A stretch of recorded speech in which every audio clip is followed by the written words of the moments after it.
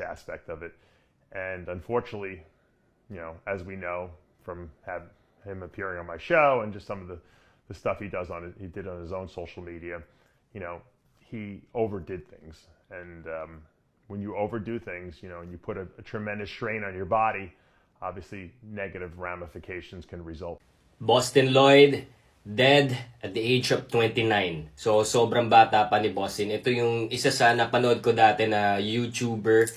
I think that was 8 or 9 years ago when he started his YouTube educating people about the use of steroids and stuff like that.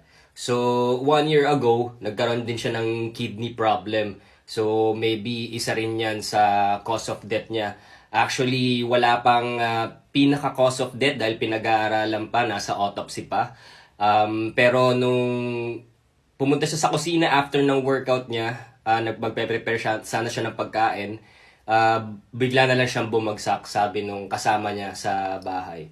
So, sayang tong atleta na to, no, guys? Rest in peace, Bostin Loyd.